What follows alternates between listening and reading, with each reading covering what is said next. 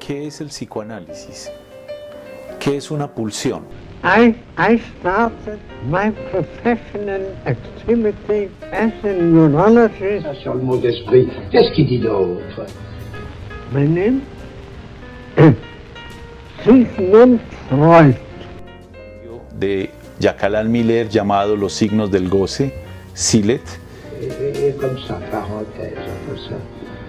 Cuando los seres humanos son despertados comparten el mismo mundo, pero que cuando duermen cada uno tiene el suyo.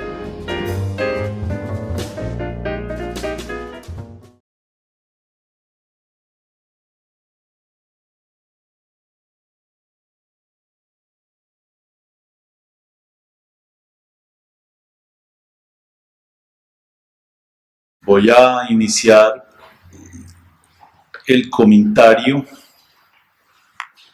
de la cuarta conferencia de introducción al psicoanálisis de Freud, que viene a, en cierto modo, servir de conclusión a las tres anteriores, por lo cual Freud va a retomar varios ejemplos o varias definiciones que dejó en las conferencias anteriores y en cierto modo, a pesar de que se está dirigiendo a un público en la Facultad de Medicina, no solamente de médicos, sino también de lo que él llama legos, es decir, personas que no tienen formación médica y que apenas se están encaminando a la dimensión psicoanalítica. En este capítulo o en esta conferencia, en cierto modo, él va a tratar de formalizar, de poner en conceptos lo que hasta aquí ha llamado actos fallidos. Entonces, en el primer párrafo, al principio y al final de ese párrafo, digamos que plantea lo que yo llamaría dos premisas. Comienza diciendo: señoras y señores, que las operaciones fallidas tienen un sentido. Esa ya es la primera premisa. Las operaciones fallidas tienen un sentido. Y al final del párrafo dice: las operaciones fallidas son actos psíquicos y nacen por interferencia de dos propósitos. Entonces, fíjense que ya él supone que hay un terreno abonado para comenzar a plantear estas dos premisas.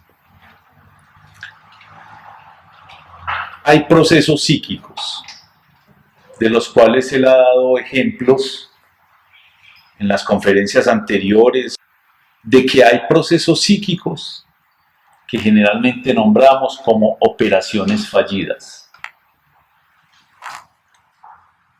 Actos fallidos, actos psíquicos fallidos. Y aquí ya está dando la explicación de por qué ello ocurre. Esos actos, esas operaciones fallidas, dice, son actos psíquicos. No son actos biológicos, no son cuestiones fisiológicas ni del lenguaje por sí mismo, sino que tienen una dimensión psíquica.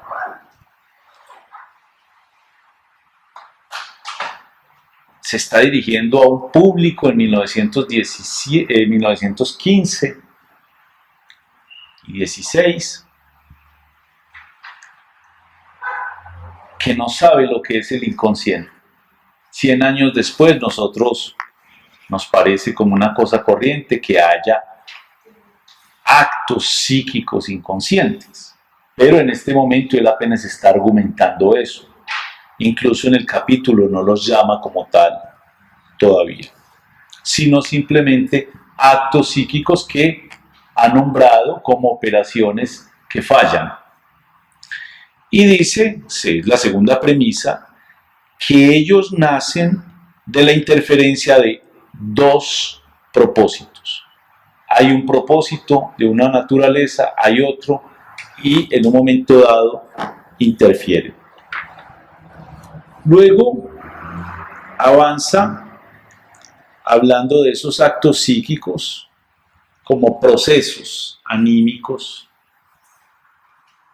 ya no solamente la dimensión del acto, sino del proceso psíquico o anímico, dice allí, que van tomando una forma que él llama fenómeno de sentido. Porque generalmente cuando alguien comete un lapsus, se sorprende de esa nueva palabra que crea o de esa equivocación. La sorpresa es porque confronta lo que dijo con lo que se debe decir. Entonces, por ejemplo, siempre hay la preocupación de si lo que dijo es correctamente desde el punto de vista gramatical.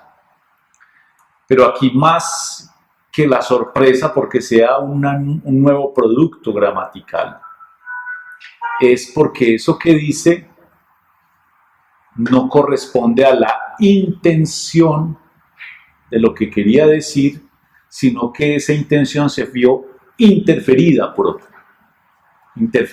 otra. Y lo sorprendente es que mientras no existía el psicoanálisis antes de Freud, eso simplemente se desechaba, se despreciaba, se pensaba que eso era una cosa banal. Incluso hay un dicho entre las personas que dice: el que tiene boca se equivoca, para banalizar esos actos fallidos. Pero la primera premisa con la que comienza esta conferencia Freud es que tienen sentido, tienen un sentido. Incluso remite a una conferencia anterior, dice: el fenómeno posee un sentido, por sentido entendemos, ya ahí avanza una definición, significado, propósito, tendencia, ubicación dentro de una serie de nexos psíquicos. Y ahí es donde remite a la conferencia número 3, cuando en el segundo párrafo ha dicho: pongámonos de acuerdo otra vez sobre lo que entendemos por el sentido de un proceso psíquico. No es otra cosa que el propósito a que sirve y su ubicación dentro de una serie psíquica. Para la mayor parte de nuestras investigaciones podemos sustituir sentido también por propósito, tendencia, que dice el traductor Tendenz en alemán, tanto como la palabra castellana tendencia abarcaría los dos sentidos, uno subjetivo, orientación de la conducta, y uno objetivo, la orientación de un proceso. Pero en todo caso, fíjense todas esas palabras aparentemente sinónimas: propósito,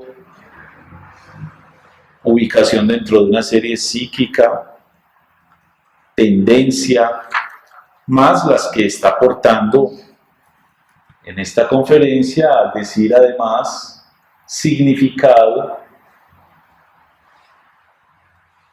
y podríamos nosotros añadir, bien que los lingüistas después, mucho después de Freud, han precisado la diferencia entre lo que es el significado, el sentido. Para Freud es como se está dirigiendo a Legos, una tendencia. Y está bien decir una tendencia porque acaba de decir que ellos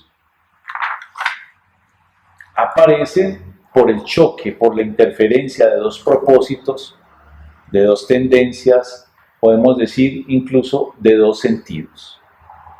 Hay dos sentidos que se chocan en el sentido de dos tendencias, dos propósitos.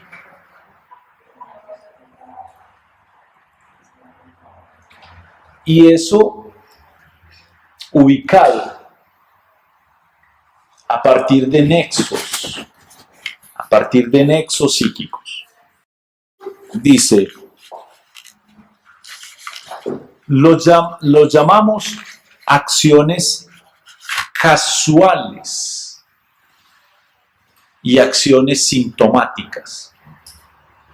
Y fíjense que él mismo, ya en la redacción, pone un énfasis, seguramente de aquello que pronunció con alguna de los recursos retóricos para llamar la atención, a nivel de la escritura los pone en itálicas. Acciones casuales y acciones sintomáticas. Va a definir enseguida qué es. Nos está diciendo que los lapsus, los actos fallidos, esos fenómenos psíquicos que poseen sentido, también pueden ser llamados acciones sintomáticas o acciones casuales.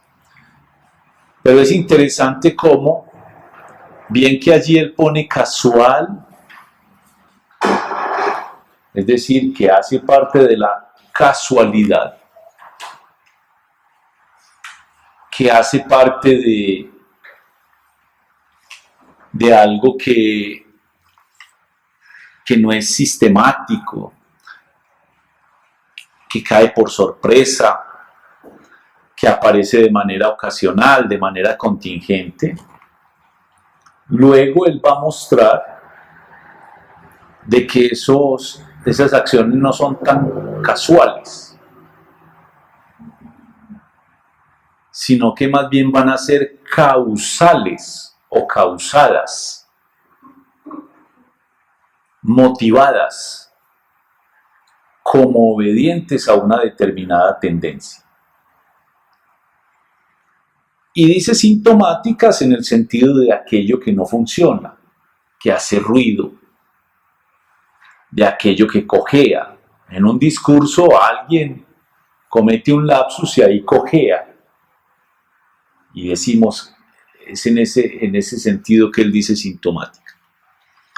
Además dice que tiene el carácter de lo inmotivado, de lo inaparente, de lo irrelevante, de lo superfluo. Pero distingue esas acciones fallidas porque no hay otra intención con la que choquen y sea perturbado por ellos. Pues también es un tipo de caracteres que hay en otros fenómenos,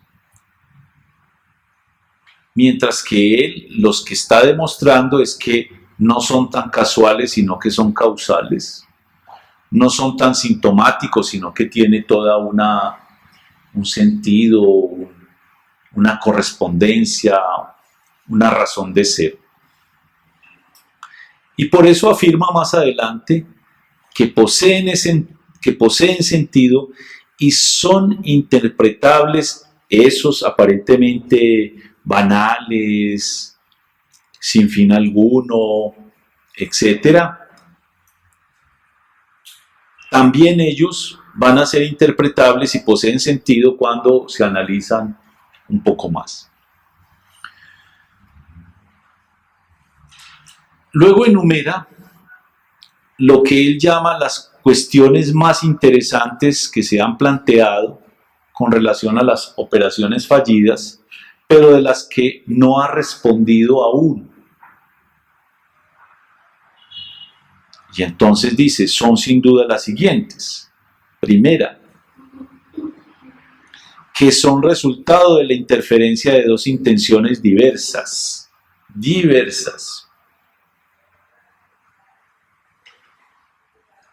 de las que puede entonces llamarse la intención perturbada y la intención perturbadora. Ustedes ven por qué simplemente para un lector atento como Jacques Lacan, si tiene como referencia en su cabeza los desarrollos norteamericanos sobre la comunicación en su época, podía llegar a ilustrar esas dos tendencias que se interfieren como los dos vectores del grafo del deseo. No lo vamos a hacer acá, pero vemos ya la proximidad, dos tendencias que se interfieren y ahí producen un acto fallido. Inmediatamente nos evoca los dos vectores del grafo del deseo en los puntos donde se chocan, como dos intenciones de naturaleza distinta, diversa. Eso es lo primero que Freud ha afirmado hasta ahora, pero dice que no ha respondido todavía a esa pregunta. La segunda es que esas intenciones emergen como perturbadoras de otras y las primeras se comportan como perturbadas por las primeras. Entonces, leo el párrafo. Las intenciones perturbadas no dan motivo a preguntas ulteriores, pero de las otras queremos saber primero qué clase de intenciones son las que emergen como perturbadoras de otras y cómo se comportan las perturbadoras respecto a las perturbadas. Entonces, está bien diferenciando las dos. Dice, el acto fallido nace del choque, de la interferencia de dos intenciones, una perturbadora y otra perturbada. De la perturbada, pues, ¿qué podemos decir? Ahí apareció. Pero es de la perturbadora que nosotros tenemos que preguntarnos por qué, de dónde nació, por qué vino a perturbar la primera tendencia. Y si tiene sentido, ¿qué quiere decir? Esos son los dos puntos que dice que todavía no ha respondido. Y por eso retoma de nuevo el desliz como el representante de todo el género de actos que él ha ilustrado para que responda esa pregunta. Para que responda esa pregunta. ¿De dónde viene esa, qué caracteriza esa dimensión perturbadora? Y luego poder responder entonces por qué se produjo esa interferencia entre ellas. La intención perturbadora en el trastabarse, en esa equivocación, dice entonces, puede mantener un vínculo de contenido con la tendencia perturbada. Es decir, hay un nexo entre las dos y ese es un caso. Entonces incluye, por ejemplo, la contradicción o la rectificación de la primera tendencia, de la perturbada. O bien, segundo caso, el más oscuro, pero también el más interesante, la intención perturbadora nada tiene que ver en su contenido con la perturbada y sin embargo tener sentido. Cuando hay un nexo de contenido, bien, uno se explicaría por qué en un primer nivel, por qué eso se produjo, pero la más interesante es cuando no tiene nada que ver y sin embargo se produce. Es así entonces que él retoma un ejemplo que ya había ilustrado cuando el presidente de la Cámara de Diputados de Viena abrió una vez la sesión con estas palabras: señores, verifico la presencia en el recinto de X miembros, es decir, hay quórum, y por tanto declaro cerrada la sesión. Ahí tenemos una palabra que es geschlossen en alemán, que significa cerrada, en el lugar de decir abierto. Esa es la ilustración de ese primer tipo de actos, es decir, la intención perturbadora mantiene un vínculo de contenido con la perturbada. ¿Cuál? Un vínculo de las palabras contrarias. Ustedes saben que todas las palabras en el lenguaje generalmente vienen por oposición. Entonces, blanco, negro, arriba, abajo, grande, pequeño, grueso, delgado. Ahí hay una dimensión de oposición entre palabras que justamente tienen una relación de lo contrario, señalan lo contrario. Entonces este sujeto dice, hay quórum, por lo tanto declaro cerrada la sesión, en el lugar de decir abierta, porque tradicionalmente cuando hay quórum es que comienza el debate, pero él dijo cerrada. Ese es el primer ejemplo. Hay uno que tiene que ver con nosotros, con nuestra historia reciente. Ustedes lo pueden encontrar en YouTube. Y es que en el debate de los candidatos a la presidencia hace algunos años, entre los cuales estaba Santos y otros candidatos, le estaban en ese debate preguntando a algunos periodistas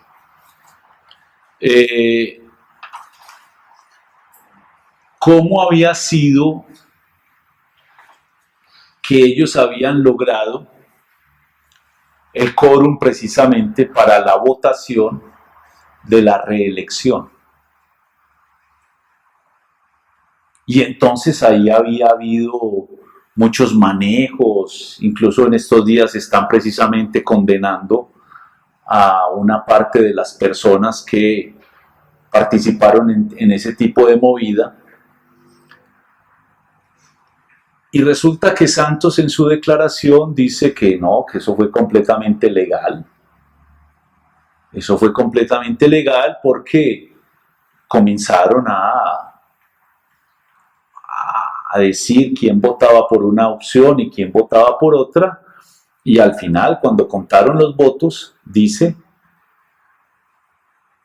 se dieron cuenta que había ganado la corrupción, la reelección. Entonces ahí vemos que hay una relación de contenido. Había una intención de decir, fue así como se aprobó la reelección, pero dijo la corrupción. Claro, ahí hay una relación de contenido, porque se supone que los procesos de elección tienen que ser transparentes, que eso sea verdaderamente una cosa democrática, pero él en ese lapsus denunció a su pesar. Es decir, hay una intención perturbada y por eso la perplejidad. Se impuso una intención perturbadora que finalmente terminó confesando que había habido ahí movimientos de corrupción para lograr la votación.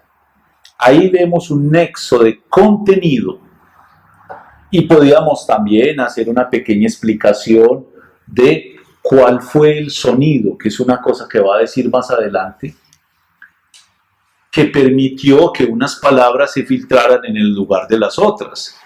Por ejemplo, reelección y corrupción, las dos terminan en ción. Luego entonces esa similicadencia, esa especie de proximidad sonora, permitió que ahí interfiriera una intención con otra. La pueden buscar en YouTube. Después eso le dio la vuelta al mundo y es muy interesante pues como lapsus, porque después la historia demostró que en efecto sí había ganado la corrupción y bueno, pero como en ese momento nadie estaba allí para sancionarlo y simplemente eso en un programa de televisión pasa como como una cosa chistosa o como un lapsus o una cosa banal, entonces en ese momento no tuvo las consecuencias que la historia después demostró en efecto tuvo. Entonces, ahí la intención perturbadora expresa el opuesto de la perturbada. Geschlossen, cerrado, es completamente lo contrario de abierto, que era lo del ejemplo que él había tomado. También recuerda el caso de una revista política que había sido acusada precisamente de corruptela, y entonces se defiende en un artículo que debe culminar con estas palabras: ponemos a nuestros lectores por testigos de que siempre hemos campeado desinteresadamente por el bien de la comunidad. Pero el redactor, a quien se le confió la revista, escribe interesadamente. Entonces, es lo contrario. Ponemos a nuestros lectores de testigos de que siempre hemos campeado interesadamente por el bien de la comunidad, cuando tenía que decir más bien lo contrario, es decir, su neutralidad, el hecho de que no tenía ningún interés, pero ahí terminó justamente denunciando lo contrario. Son algunos ejemplos que incluso son retomados de la psicopatología de la vida cotidiana, están incluso en el texto las referencias de las páginas, ustedes pueden ir y ver el contexto, porque es el contexto lo que él llama los nexos significantes, como una cierta trama de esos nexos que son los que le van a dar, digamos, precisamente el sentido a eso que aparentemente no lo tiene. Y otro, el diputado del Parlamento alemán que exhortaba a decir al emperador la verdad, Ruckaltlos, que diga la verdad sin reservas, como cuando dice diga la verdad, solo la verdad y nada más que la verdad, pero ha de haber escuchado en su interior una voz que se metía medio por su osadía y mediante un trastabarse mudó el Ruckaltos por Ruckgratlos, que significa sin espina dorsal. Traducido, pues eso es un poco difícil de seguir, pero en vez de decir sin reservas, dijo sin espina dorsal, es decir, sin soporte. Entonces, usted quiere decir la verdad sin reservas, pero dijo, usted va a decir la verdad sin soporte, es decir, va a mentir. Ahí tenemos un efecto de algo que se quería decir como verdad, viene y es interceptada esa intención por otra intención y termina diciendo lo contrario. En todos esos casos, entonces, puede el trastabarse decir que proviene del contenido de la intención perturbada misma o se anuda a ella porque tienen una relación, como hemos dicho, de oposición. Pero el otro vínculo, que es el que él dice que es más oscuro y más interesante, es el que comienza a desarrollar al principio de la página 56. Dice, el otro modo de vínculo entre las dos intenciones que se interfieren opera de manera sorprendente. La intención perturbadora nada tiene que ver con el contenido de la perturbada. La perturbación entonces proviene de la hilación de pensamientos que había ocupado poco antes a la persona en cuestión y que ahora repercute de esta manera sin que importe ya que haya encontrado o no expresión en el decir. Es decir, ahí hay una dimensión de percusión, repercute. Una serie de pensamientos que bien que se hayan dicho o no se hayan dicho, cuando se va a decir otra cosa, repercuten en lo que se dice.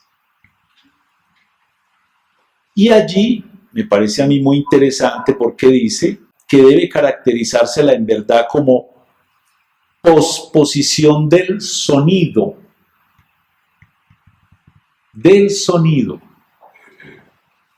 pero no necesariamente como posposición del sonido de las palabras dichas.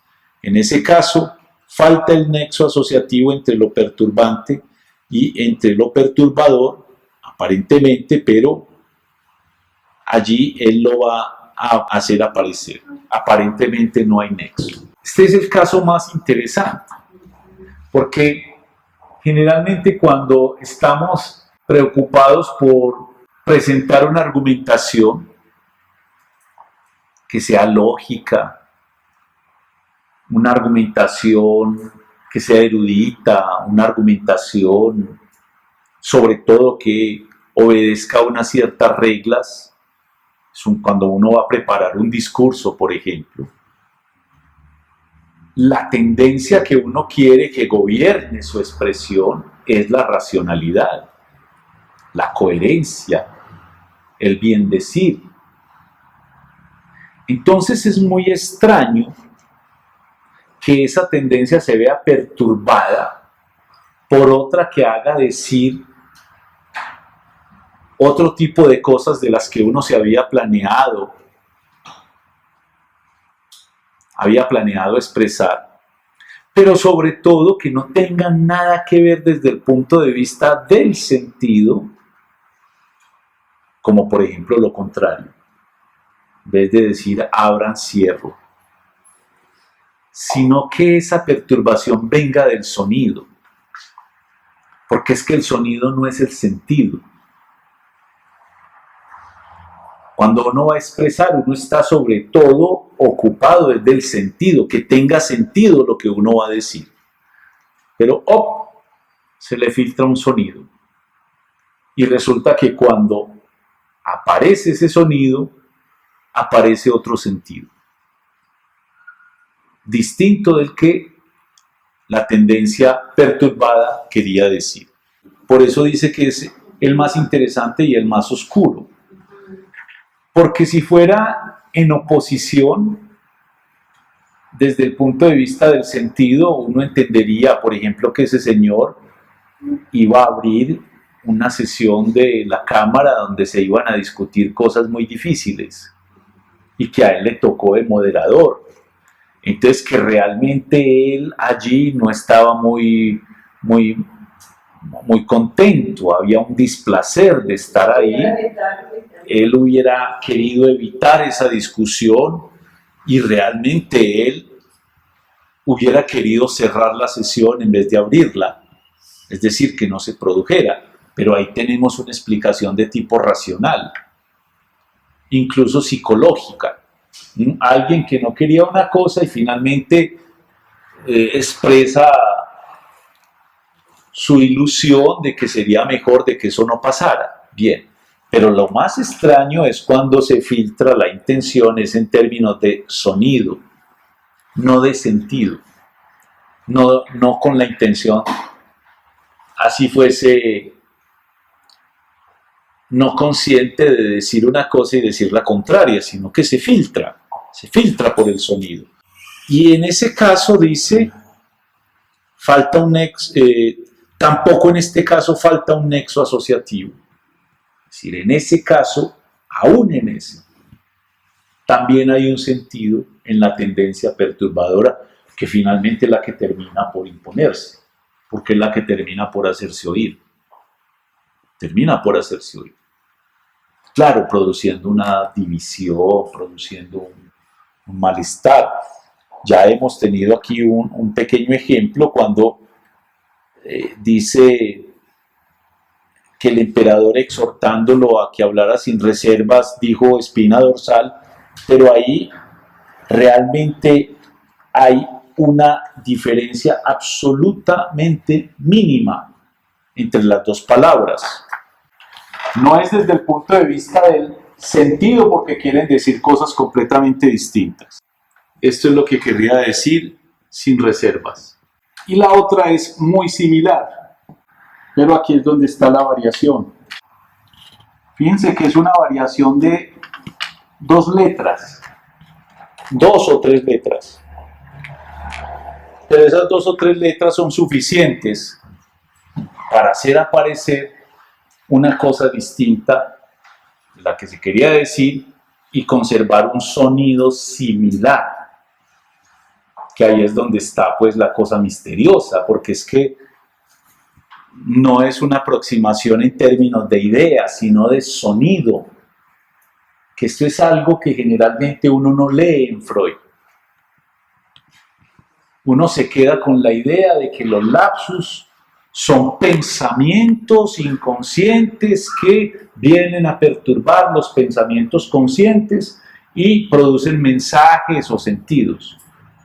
Fíjense que aquí hay una cosa sutil cuando él dice sonidos, no es solamente en el plano de las ideas. Por eso cuando un Lacan, en su muy última enseñanza, comienza a hablar de términos como la lengua, la langue, que no es la como artículo, lengua, sino que lo pega, la langue, la lengua, para designar esa especie de forma expresiva de los infantes, preverbal en el sentido de producir sonidos con sentido, sino el gorjeo, esa especie, él dice la lengua es en la proximidad francesa de la langue con la leo, el laleo, cuando los niños comienzan el bebé, la, ta, ta, ta, eso se llama el laleo, pero la lengua es incluso anterior, porque son puros sonidos, eso no tiene ningún sentido, y sin embargo es una dimensión expresiva porque se está conectando con el otro a partir del sonido, a partir de una resonancia en el cuerpo de los sonidos de la lengua que el otro tiene. Esto es para que nos vamos desprendiendo un poquito del sentido también y poder comprender que allí hay una cosa que concierne el cuerpo, concierne el lenguaje, pero sobre todo concierne el sonido y no solamente en la dimensión de la idea y del sentido. Son cosas que hay que ir a leer a Freud y por eso es interesante esta relectura. Ahora bien,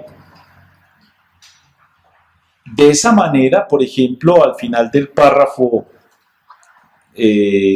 segundo de esta página 56, como dice, hay una sucesión de ideas que se reprimen, es decir, no alcanzan su expresión, pero enseguida se va a decir otra cosa y sin embargo ellas vienen a repercutir, percusión, vienen a chocarse con. Entonces dice que en algún lugar, dice, 2 damas vienesas iban vestidas como turistas, las acompañó un trecho y hablamos de los goces, pero también de los esfuerzos de la vida del turista, y una de las damas conviene en que ese modo de pasar el día trae muchas incomodidades. Es verdad, dice, que no es agradable marchar bajo el sol todo el día y trasudarse blusa y camisa, pero al decir esta frase tuvo que vencer una pequeña vacilación y después siguió. Pero cuando se regresa nach Haus y una puede mudarse de ropa, y allí es donde se filtra algo en el orden del sonido. No hemos analizado este trastabarse, pero espero que podrán comprenderlo fácilmente.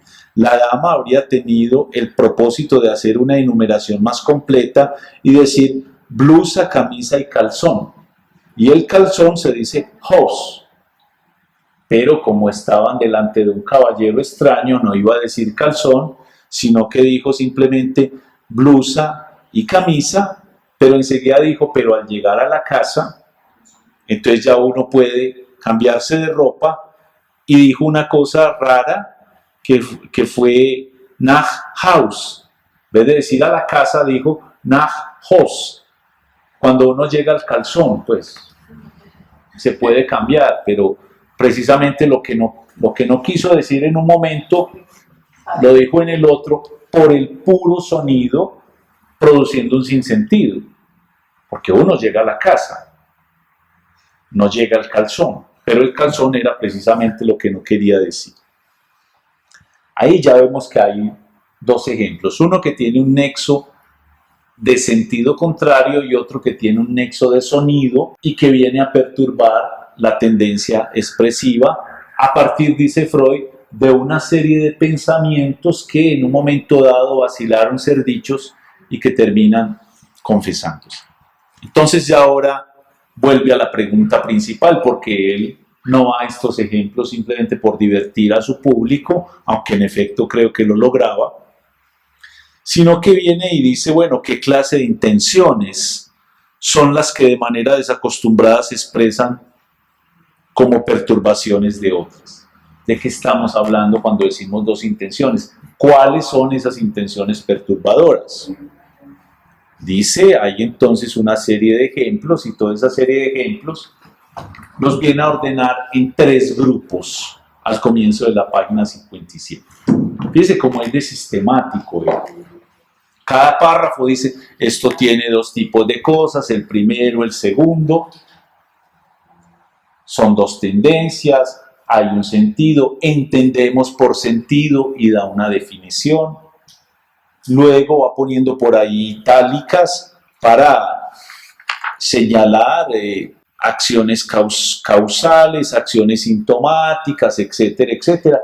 Él tiene una escritura muy ordenada, muy lógica, muy argumentada. Y esto es increíble porque él iba y hablaba 3 horas y enseguida llegaba a su casa y comenzaba por esta vez a transcribir lo que había dicho, pero este ordenamiento que él daba en su cabeza cuando escribía era el mismo que él había pronunciado. No había el recurso del grabar, pero él era capaz tenía en su cabeza esto tan preparado, tan sistematizado, que eso se refleja, digamos, en estas que son las conferencias de introducción entre el 15 y el 17, bien que él había sido invitado muchas otras veces a hablar en la universidad, pero de eso no tenemos ningún resto, y este se volvió, digamos, el texto más vendido de Freud, todavía hoy el texto más consultado, incluso más que la psicopatología de la vida cotidiana, de donde él también retoma pues muchísimos ejemplos. Entonces, ya aquí nos va a agrupar los ejemplos. No son gratuitos los que trajo. Cada ejemplo es para ilustrar una cosa distinta. No es acumular muchos de lo mismo. El primer grupo, entonces, a él pertenecen los casos en que la tendencia perturbadora le es notoria al hablante y además la notó antes de trastabarse. Entonces, ya ahí vemos que esa clasificación es cuando el sujeto se da cuenta que cometió el lapsus. Incluso antes de producir el equívoco, como que se dio cuenta que se iba a producir o que lo podía producir. Eso es muy curioso. Es como alguien que está preparando, digamos, un libreto. Está preparando en un libreto un relato para narrar en una obra teatral, y cuando la está diciendo llega algún momento donde se equivoca. Dice, aquí me equivoqué. Está ensayando. Dice, tengo que darme cuenta muy bien de no ir a cometer en escena este equívoco. Entonces fíjese que ahí sabe que lo puede cometer. Y generalmente cuando ya está en escena comete el equívoco. Es decir, estaba allí y aún avisado, aún sabiéndolo, viene y aparece. Él cita un ejemplo que ya ha analizado, en el que un sujeto, por decir una palabra, dice otra, también ustedes pueden fijarse que es una variación muy menor en la escritura, porque la que él termina diciendo era porquerías, se había formado el juicio de porquerías, svei nerieren, cuando lo que él quería decir era otra, pero que también tiene una escritura o un sonido muy próximo. Eso está desarrollado en la página 38. Él cita ese ejemplo, cuando dice: otro contaba acerca de algunos asuntos que él desarrollaba y prosiguió, pero entonces ciertos hechos salieron a forschweben, que es una palabra inexistente. Eso es importante, porque se produjo ahí como un neologismo, una palabra que no existía, en vez de decir estos hechos salieron a la luz, que es forschein. Pero entonces luego preguntado, confirmó que había querido calificar de porquerías a esos asuntos, y entonces las dos palabras se juntaron, y en vez de decir a la luz dijo porquería. Pues ya está citado esto en la conferencia anterior.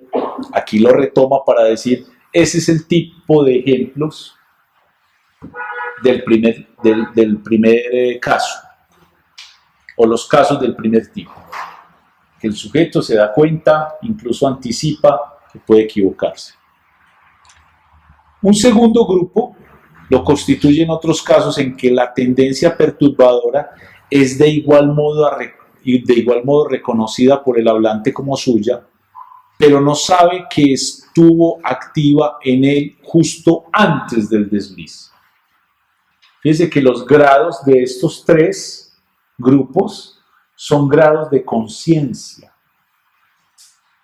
En el primero hay plena conciencia de que se va a cometer y se comete. En el segundo es que se tuvo idea de eso, pero en el momento en que se cometió no se anticipaba que se iba a cometer.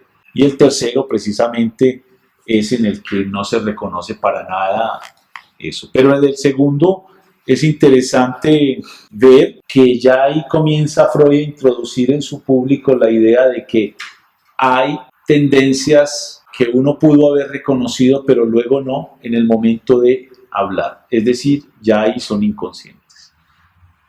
Sin embargo, las terceras son las propiamente inconscientes. Uno diría, el primer caso son tendencias conscientes o que pudieron haber sido conscientes en un momento dado.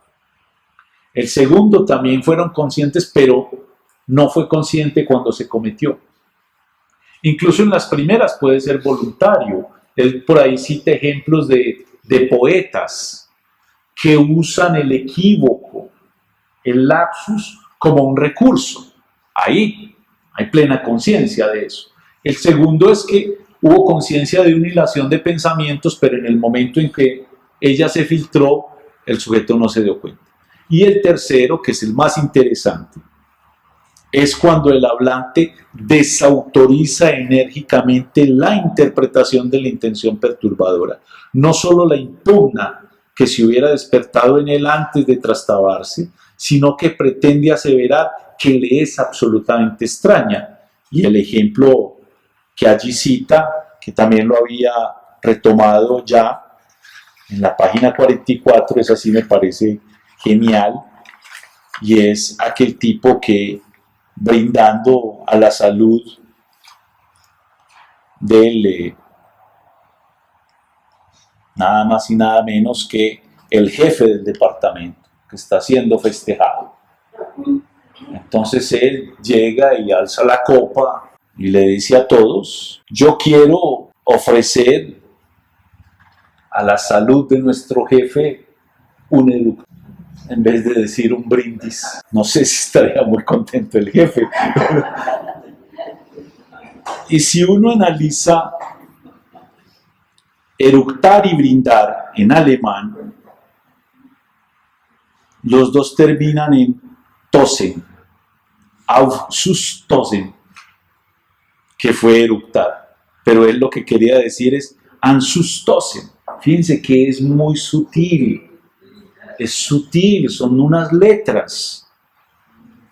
Auf y Ansus. Ahí él no se dio cuenta cuando se le dice, mire lo que usted acaba de decir, entonces dice, de ninguna manera, es decir, desautoriza enérgicamente la interpretación, pretende aseverar que le es absolutamente extraña, pues porque como él va a reconocer que aquello que le merece su jefe, pues es algo en el orden de lo despreciable, en vez de lo más sublime que es brindar por la salud de otros, ¿cierto? Esos son los tres casos. Y más adelante dice, el hablante puede exteriorizar intenciones de las que él mismo nada sabe, que yo creo que es hacia allá donde él quiere conducir de esta manera entretenida, sistemática, retórica, argumentada.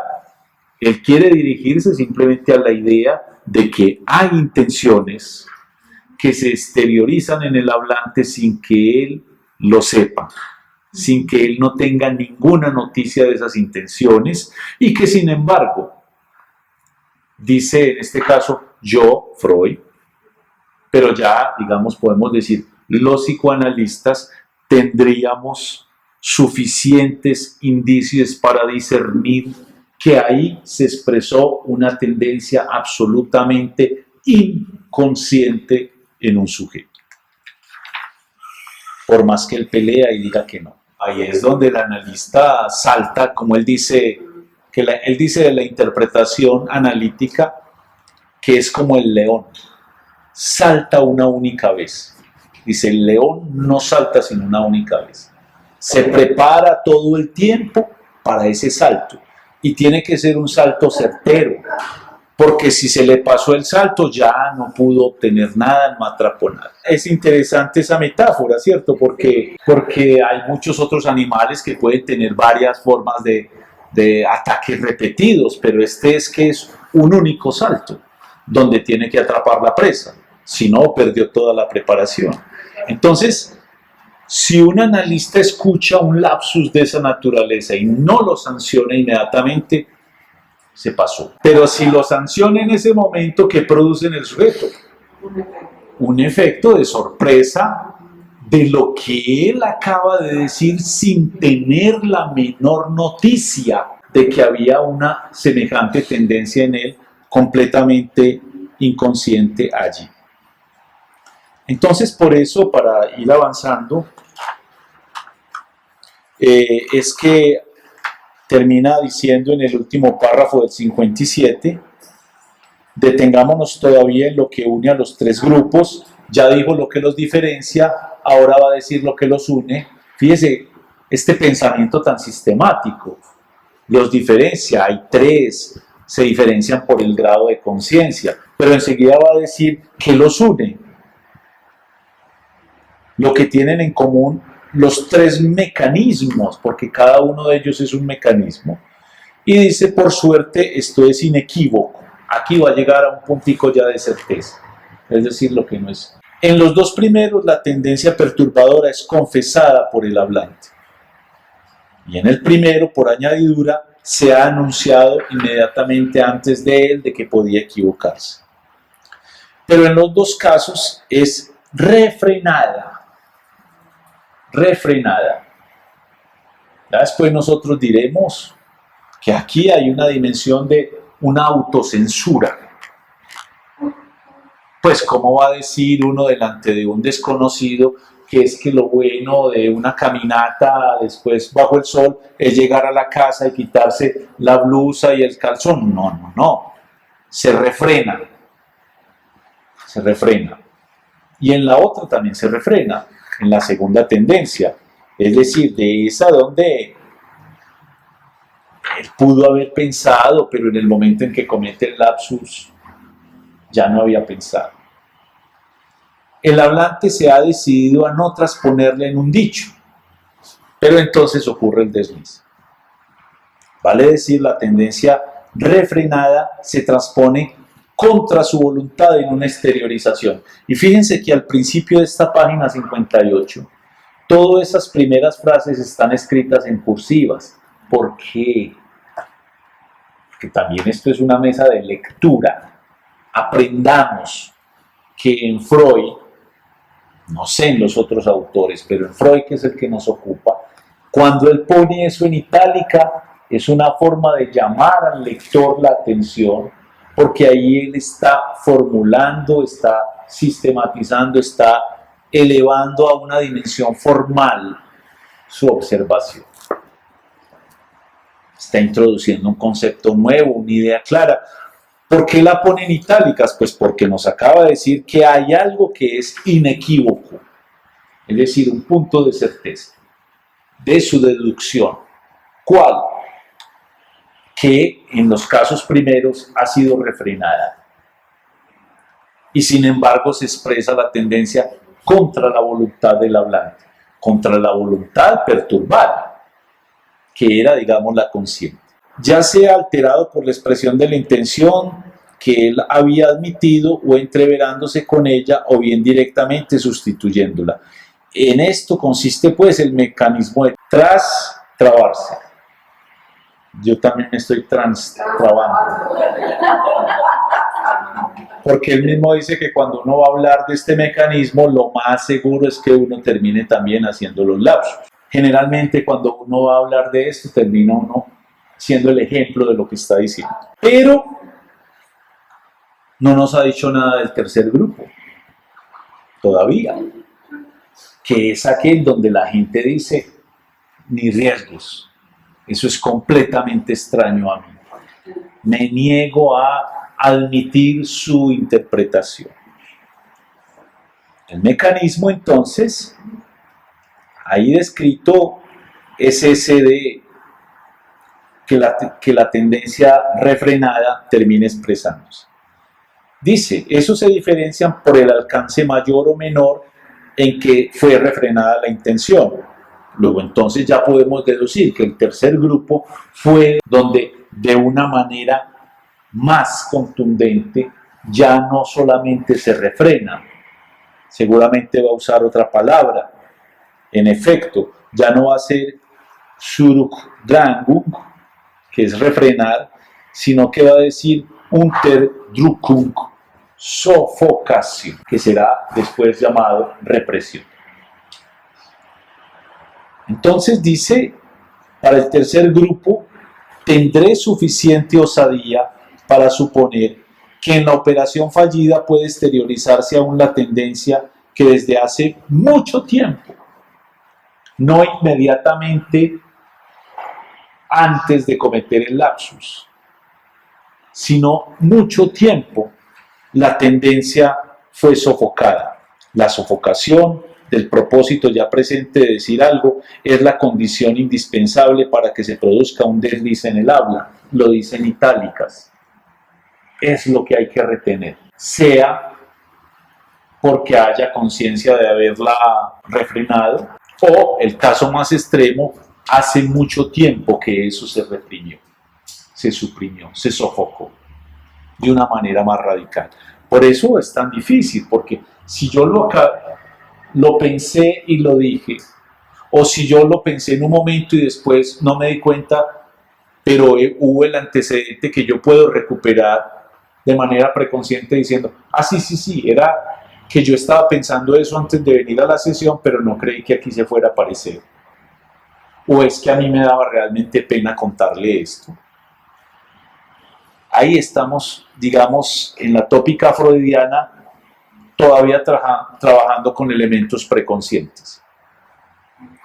Pero el más interesante es el lapsus de una tendencia reprimida desde hace mucho tiempo y donde el sujeto no tenía ni idea de que eso podía manifestarse. Porque es fíjese qué definición tan interesante del inconsciente. Aquello que se desautoriza enérgicamente, aquello que se impugna, aquello que se pretende aseverar como lo más completamente extraño al sujeto. Eso es el inconsciente, según estas 4 conferencias. Es allá donde hay que apuntar, a lo que alguien reconoce o más que reconoce, dice, es lo más extraño que puede a mí. A mí es al yo, es lo más extraño al yo. Eso es lo inconsciente, porque el inconsciente es lo opuesto al yo. Una cosa es el sujeto del inconsciente y otra cosa es el yo. El yo, podríamos decir en términos de Lacan del primer seminario, es la tendencia perturbada. Mientras que la tendencia perturbadora es el sujeto del inconsciente y que es como lo más extraño, lo que no se está dispuesto a reconocer, aquello que realmente se impugna, aquello que se pretende realmente desautorizar, como que haga parte de sí mismo, es decir, de ese yo. Avanzo en el punto en el cual él comienza ya a hacer un inventario de los tipos de deslices. El desliz del habla, donde dice los procesos anímicos ocultos se dejan ver con facilidad la motivación. Los deslices del habla. Allí se suponen presentes una tendencia que perturba la intención del habla, que provoca y sigue ciertas influencias fonéticas, otra vez el sonido, fonos, no está diciendo semánticas, sino fonéticas, o atracciones asociativas que pueden concebirse como de un desvío de la atención. Eso todavía lo puede explicar un psicólogo. No, es que estaba un poco perdí la atención y por eso dije eso, ¿sí? Pero ya vimos el tercer grupo. El desliz de escritura, pequeños deslices en la escritura, contracciones, anticipaciones de palabras que vienen en particular de esas anticipaciones, sobre todo porque hay un desgano general para escribir, una impaciencia, unas ganas de terminar y por eso comienzan a tal. Bueno, pero donde hay unas perlas como aquel que si hubiese ese ejemplo de Freud, del tipo, el asesino que se disfraza para trabajar en un laboratorio y en un momento dado escribe quejándose de que le cambiaron los hongos que él estaba allí cultivando y dice, en vez de decir en mis experimentos con hombres, Menschen, dice experimentos con hombres en vez de decir mis experimentos con conejos de indias, con cobayos. Y fíjese que sigue siendo Mausen, Menschen, Eschen, pero ahí se está expresando casi que una confesión. Y dice, si se hubiese tomado en serio esos indicios, si hubiese capturado el asesino antes de. Por eso era que en el ejemplo primero del de la corrupción y el de la reelección, si hubiese alguien que hubiese tomado en serio eso hubiese podido llegar a ser un argumento, pero convenza pues de que es que ahí se le salió el inconsciente al otro y tal cosa. Eso no es un argumento político, no es un argumento político. Está el desliz en la lectura. Una de las tendencias choca entre sí, aquí sustituida por la incitación sensorial, y quizá por eso es menos resistente. Por ejemplo, se habla de Lichtenberg, que siempre leía Agamenón en lugar de Angenomén,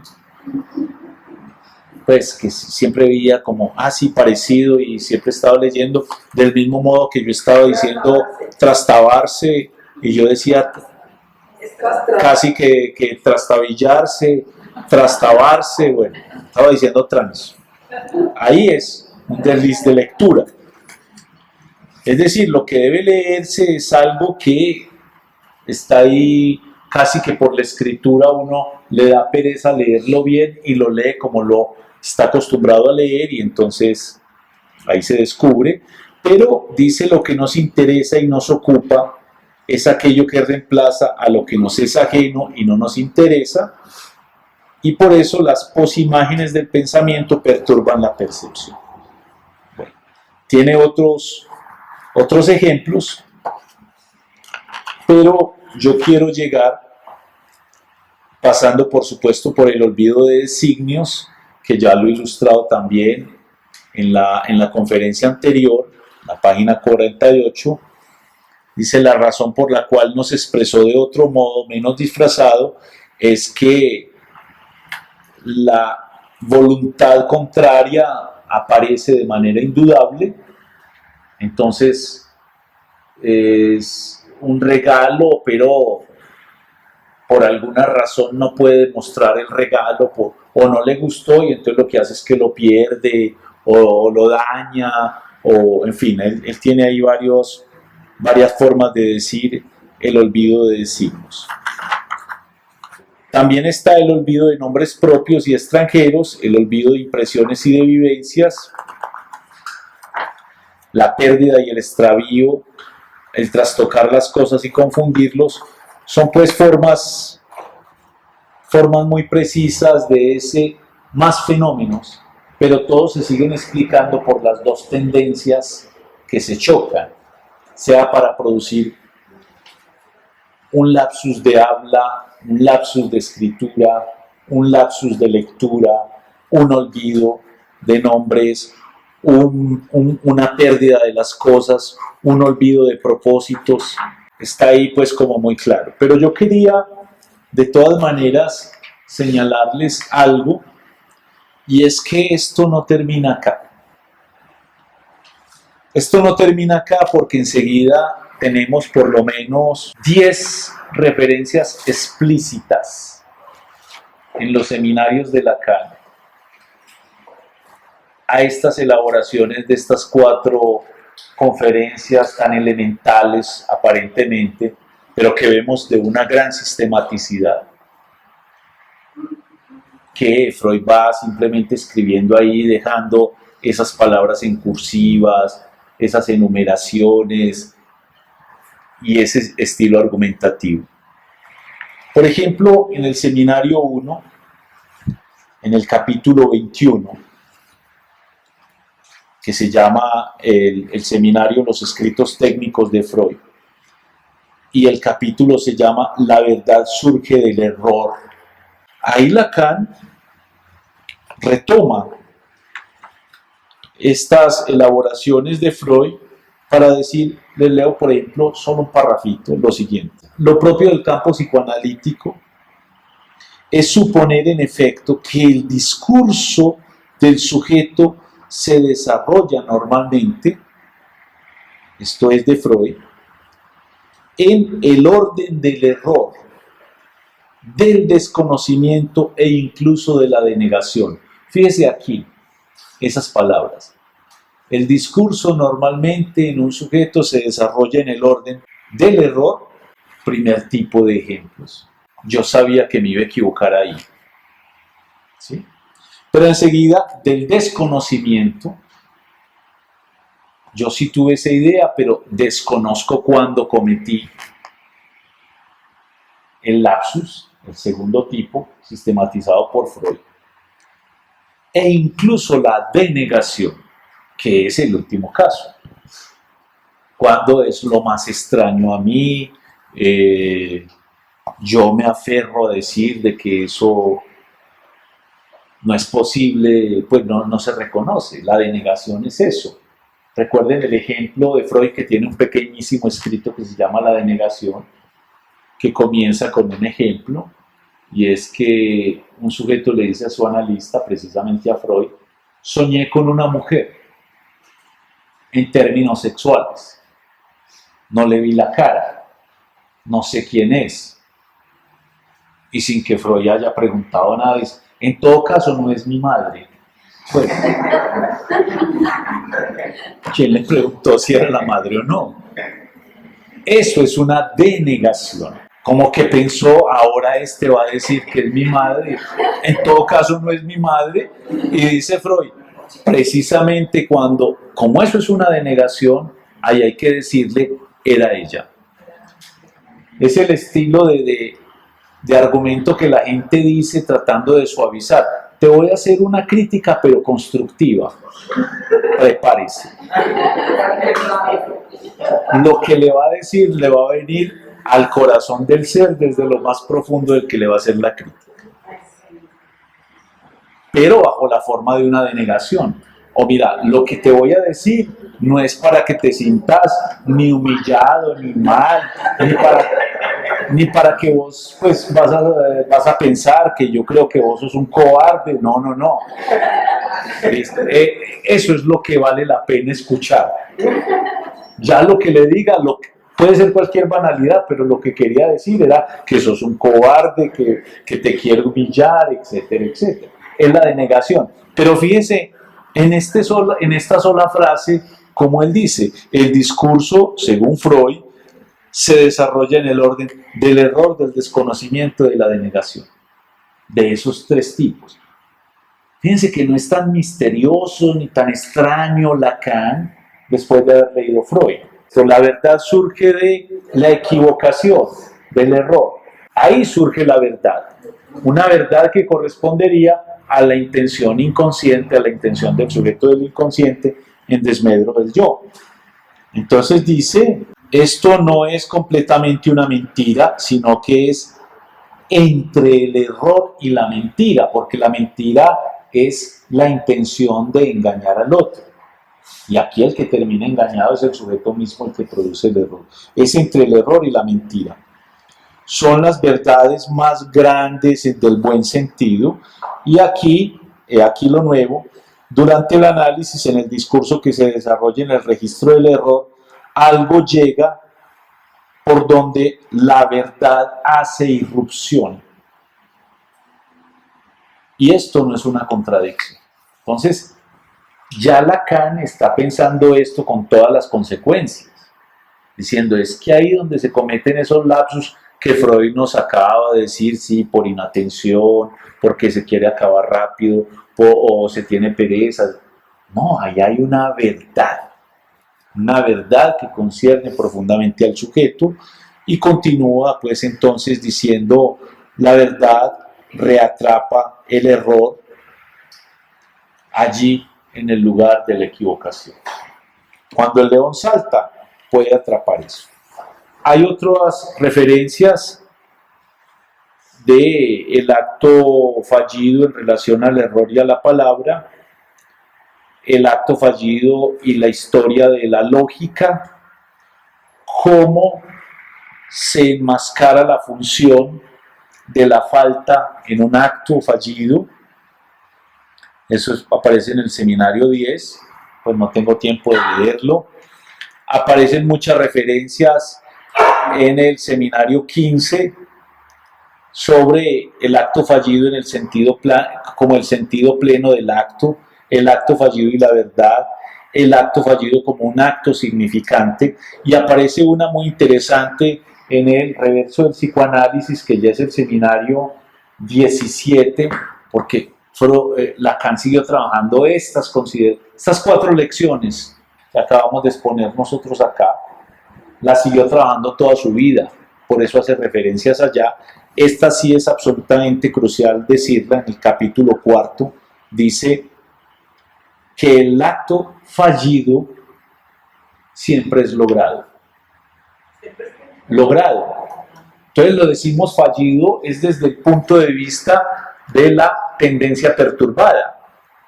Ah, sí, me equivoqué, es fallido. Pero cuando nos dice es el acto verdaderamente logrado, ya es desde el punto de vista de la intención perturbadora. Es decir, terminó diciendo lo que verdaderamente quería decir. Lo logró, no falló el acto, lo logró. También hay que mirar al final, en el seminario 22, en la clase del 18 de febrero del 75, cómo Lacan comienza, se llama RSI, cómo comienza a mostrar, en cierto sentido, el acto fallido en oposición al acto del obsesivo en relación, por ejemplo, a la muerte, cómo la muerte es imposible estructuralmente para el obsesivo, puesto que ese, en su dimensión de la duda, allí pues nunca va a decidirse, casos habrán en contra, pero de manera general, porque aún la muerte es un acto fallido que no logra hacerse, porque el verdadero acto por excelencia es, por ejemplo, lo del suicidio. Medio fallido desde el punto de vista de la intención perturbada, pero realmente medio logrado en relación, ya él radicaliza las cosas. Al final, dice, todo acto fallido realmente es un acto logrado, no es tan fallido como pensaba.